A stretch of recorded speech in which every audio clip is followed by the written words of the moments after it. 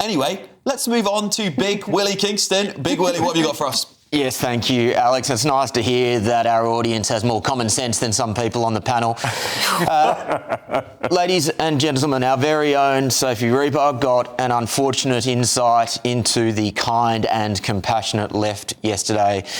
She was swarmed by counter-protesters in Altrincham and then clocked on their head with a placard. I don't particularly want to watch the footage again, but I think it's important that we do. Let's see it. I'm just being harangued here. Oh dear, it's become... I'm just going to get on the other side of the police line, Michelle. The police have... your side. Excuse me, what do you mean? What do you mean our side, sir? Whoa, ow! I've just... Michelle, I've just been hit by a placard on the head by one of these counter-protesters. We are just trying to give them the opportunity... Excuse me, ma'am. We are, of course, just trying to give them the opportunity to have their side. Well, what a wonderful job she did in incredibly difficult circumstances, but enough is enough. We are continuously told by leftist politicians and by the media that it is the far right that we should be worried about when it comes to political violence, when in the UK, in fact across the Western world, it is almost invariably political violence that comes from the left. And here's the thing that you need to know. This is not a bug. This is a feature of far left politics. They have convinced themselves in recent decades that words are violence. And when you say that words are violence, it then becomes legitimate to respond to words with violence. We need to call this out because these people are so convinced in their own moral rectitude that they will continue to be violent towards the media and be violent towards common sense, everyday people. It is wrong. We need to reframe this conversation because the left that are the ones that are creating a toxic political and social environment in this country. And this was just a sad and small example of that. Have you had a random call lately from a strange number, maybe trying to sell you something or even scam you? If so, your info could be out there. That's because of data brokers, shady companies that scrape the internet for your personal details and sell them to marketers or even scammers. These days, scammers can even use AI to mimic your friends' voices and trick you into sending money. It's not just annoying. Data brokers often target vulnerable people with high-interest loans or sketchy offers. But there is a solution. Incogni, the sponsor of this video. Incogni contacts data brokers on your behalf and requests your info be deleted from their databases. And because your data can keep popping up, Incogni keeps sending removal requests to make sure it stays gone. They've just launched a new unlimited plan with custom removals. If you find your info on a weird website, just send them the link and their privacy team will work to get it taken down. Getting started is easy. Hit the link in the description, create your account and let Incogni handle the rest. It's risk-free for 30 days and you'll get 60% off an annual plan with the code GBNews. Take back control of your data with Incogni. Yeah, Will, I actually went to a Palestine Action protest the first weekend they were prescribed a terrorist organisation, and it bewildered me the fact that they didn't want to have their opportunity on our channel to reach people they wouldn't normally reach and get their voices heard. Because I wasn't there agitating them, I was asking them very fair questions. What do you make of this prescription? Do you think your freedom of speech is under attack? And they just shouted and screamed. There's men jeering at me, coming at me with this bloke from America coming at me with his Bible. Like, what are you doing here, mate? But it's a common theme, isn't it, unfortunately? Isn't it, Kai? That is such... Is that how you spend your weekdays? So ridiculous. And Will, I'm just going to ask you to actually stand up what you said about the far left being responsible for the vast majority of political violence, not only in the UK, but the Western world. I would question your facts, because actually, here in the UK, where was your anger when we were firebombing migrant hotels? Where was your anger when two MPs were killed in the last few years? Where's your anger? I'd never see that from you.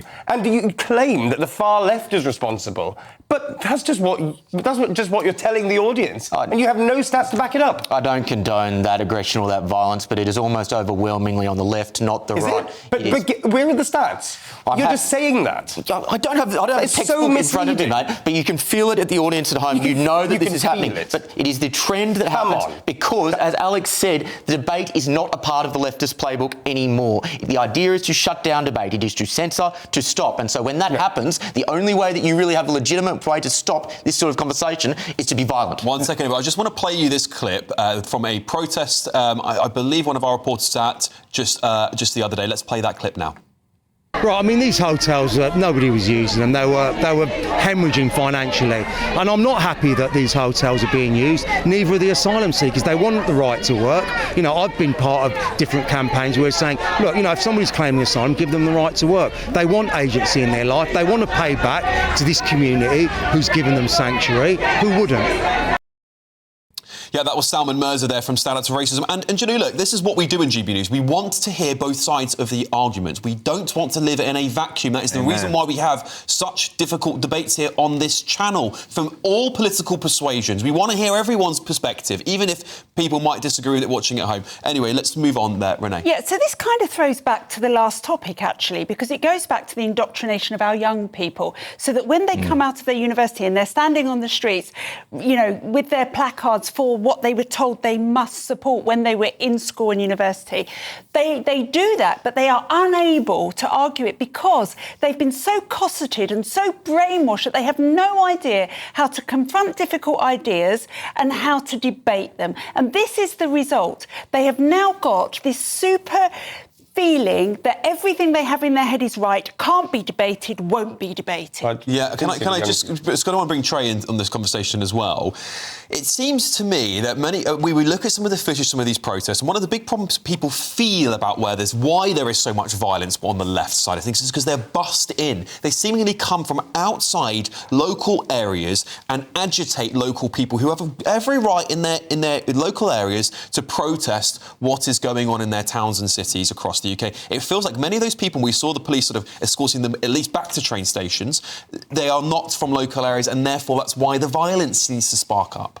I think it's simple, guys, and I like what you said, and that's what I love about GB News. I think for a lot of people, the perception is that GB News, some of it, elements of it, is fueling some of this.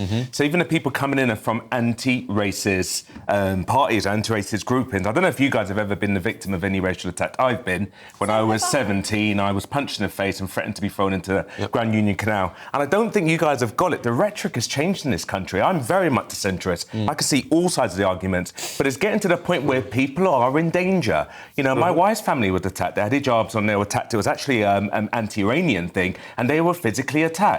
When you don't have any nuance in these conversations, people are seen as the bad guys, and they're attacked. And I commend GB News for having people with different views, because we should have a well-rounded discussion about it. And I think that's what's happening. People don't want to see what they see as complete racist, where everything is blamed the Muslims, everything is blamed the migrants, there's no nuance, and people are against that. And rightly so. We should have that kind of robust conversations here in the UK. I just think on that argument, by the way, because I think this is really important, there is nuance in that argument, because the left will say this is because Stand Up to Racism are the one counter-protesting the migrant hotel protests, which are about protecting children. People are outraged because they see women and children being attacked. So what happens is the left go there with Stand Up to Racism stuff, but it's not racism they're protesting, right? They're not protesting saying... I want to add that in, Alex, I want to add that in. This is why I disagree with Kai. I think you can't deny that a lot of people coming on the boats are single men. A lot of them are economic migrants. I would agree with Will on that. I think we should have something where we can turn them around. It's not true that they all deserve to be given a hug and welcome to the country. We can't necessarily just accept tons and tons of economic migrants. My wife came as a refugee, but she was legitimate. A lot of them are not. So I get people's anger, but it's the language that I don't. Very quickly. But don't mischaracterise what I say. I agree there's a problem. A big problem. And welcome letters are fine. That's not the problem either. But this misinformation about far-left protests, I think that's below the belt. Everyone saw the footage. There's no proof. Everyone saw the footage. The debate is over. Thank you for joining us for this last segment. Hey, well, stay with us.